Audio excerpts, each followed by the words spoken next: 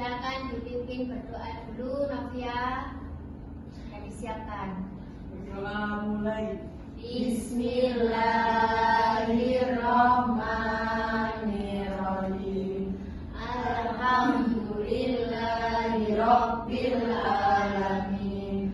Ar-Rahmanir-Rahim. Maliki yaumiddin. Iyyaka na'budu wa iyyaka nasta'in. Ihdinas siratal mustaqim.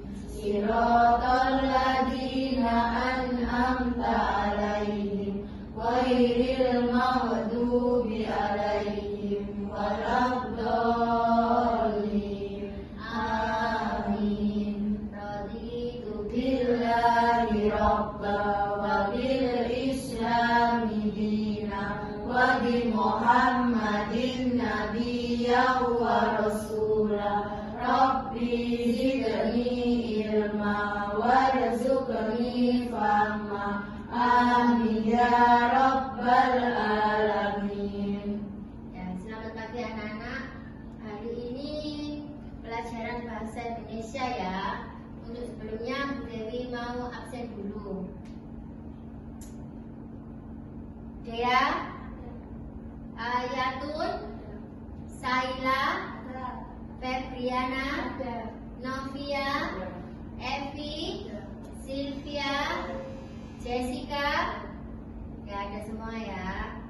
Untuk materi hari ini itu teks laporan hasil observasi. Seperti yang minggu kemarin itu kita sudah sedikit mempelajari tentang observasi. Coba yang masih ingat ya untuk materi yang untuk minggu depan. Apa sih pengertian dari observasi? Silakan yang masih ingat angkat tangan. Saya Bu. Ya, Novia, silakan. Observasi adalah proses pengamatan atau pengumpulan data secara sistematis dan struktural untuk memahami sesuatu fenomena, perilaku dan kejadian. Ya, betul sekali. Tepuk tangan untuk Novia. Jadi observasi ya. Terus ada yang masih ingat juga pengertian dari sistematis? Silakan angkat tangan yang bisa. Dea, coba.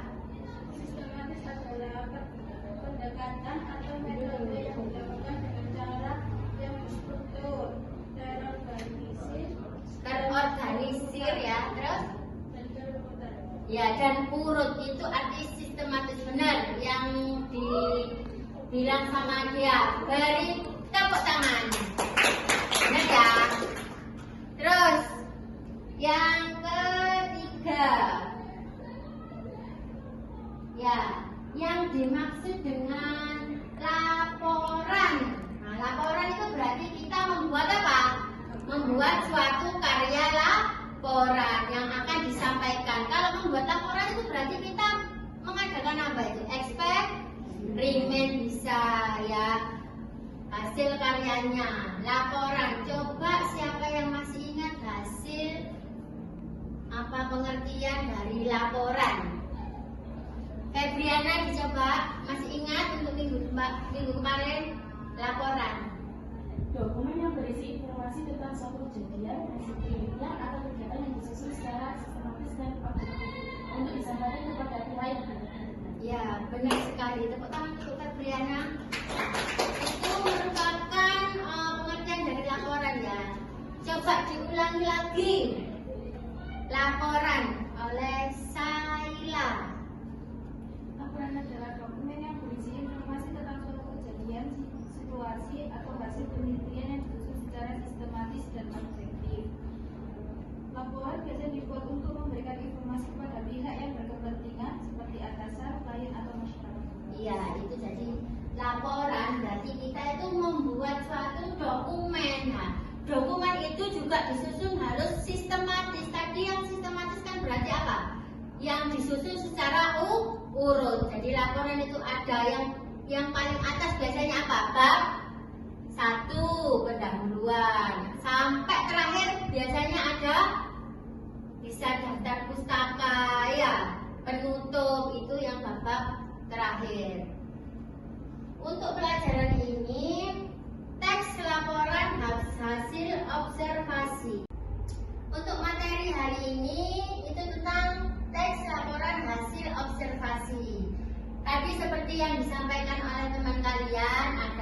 Tia, ada Febriana, Saila, Dia, dan yang lainnya. Itu merupakan cuplikan dari mata pelajaran minggu kemarin tentang observasi, tentang sistematis, dan pelaporan. Untuk yang sekarang ini, Bu Dewi akan menjelaskan tentang pengertian teks LHO. LHO ini kepanjangan dari apa tadi? Laporan hasil observasi, ya. Teks yang berfungsi untuk memberikan informasi tentang suatu objek atau situasi setelah diadakan investigasi atau penelitian secara sistematis.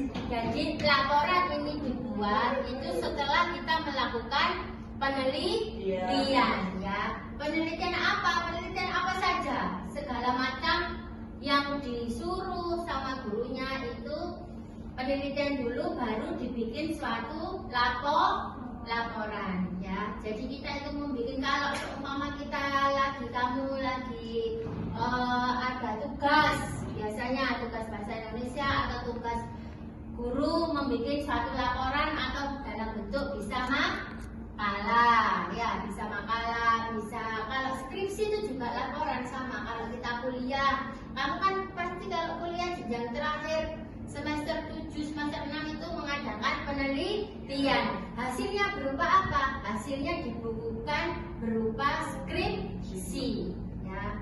Kita itu nanti revisi dari dosen pembimbingnya. Itu bikin suatu laporan, ya. Terus itu nanti dari mana saja, Bu? Biasanya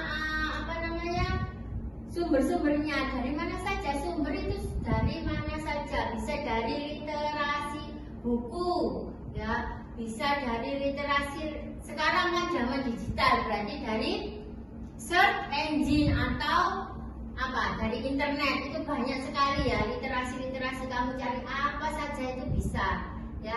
Itu nanti sumbernya digabungkan jadi satu, jadi laporan. Terus teks ini mendeskripsikan suatu objek. Objek itu berarti apa? Benda, ya, benda atau makhluk hidup, tempat atau peristiwa, itu yang dinamakan objek. Secara apa adanya, berdasarkan fakta yang ditemukan saat pengamatan, ya. Jadi pengamatan hasilnya itu harus apa? Fakta, tidak boleh apa, berarti tidak boleh dibuat, ya. Namanya laporan, itu harus ilmiah itu berarti harus sesuai dengan fakta. Kayak ini seumpama ada jurnalistik, ya, jurnalistik itu berarti apa? Atau wartawan, ya, membuat laporan itu kan juga tidak boleh apa? Abal, harus sesuai dengan fakta. Laporan, ada hujan es di kemarin, kayak kemarin, nah itu ya sesuai, ada hujan es. Jangan tidak ada hujan es dibuat seperti ada hujan es, itu nggak boleh. Itu kalau laporan ilmiah itu harus sesuai fakta. Fakta itu berarti apa? Fakta berarti apa, Nabi, ya? Benar-benar ada, benar-benar terjadi, ya. Terus selanjutnya ini ada kata kuncinya, ada faktual. Faktual berarti apa? Sesuai fakta. Terus objektif itu berarti apa? Sama aja, sesuai fakta, objek yang ada, ya. Objektif peristiwa tadi, objektif itu peristiwa, tempatnya, ada benda, makhluk hidup. Terus sistematis tadi siapa tadi yang memberikan pengertian sistematis? Ayo itu nanti sama dia, ya. Sistematis itu berarti sistem itu berarti sesuai dengan urutan. Kalau membuat suatu laporan jadi urut, bab 1, bab 2, bab 3, bab 4, penutup, daftar pustaka, itu urut sistematis, ya.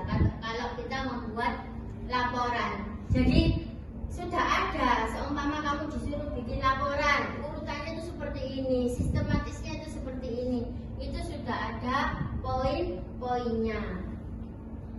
Terus universal itu berarti apa?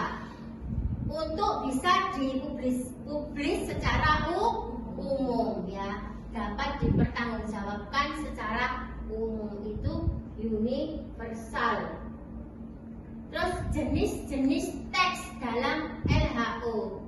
Berdasarkan sifatnya, LHO dapat dibagi menjadi dua jenis, yaitu laporan observasi formal dan laporan observasi non-formal.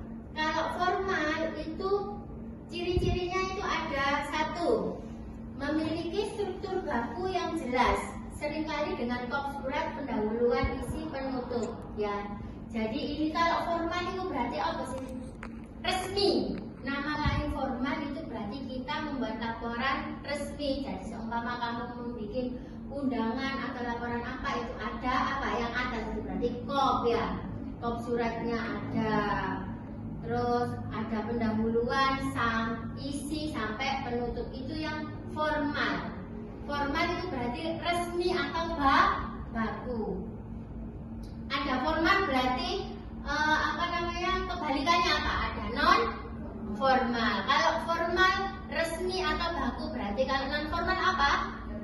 Tidak resmi atau tidak baku. Jadi bisa tidak sistematis.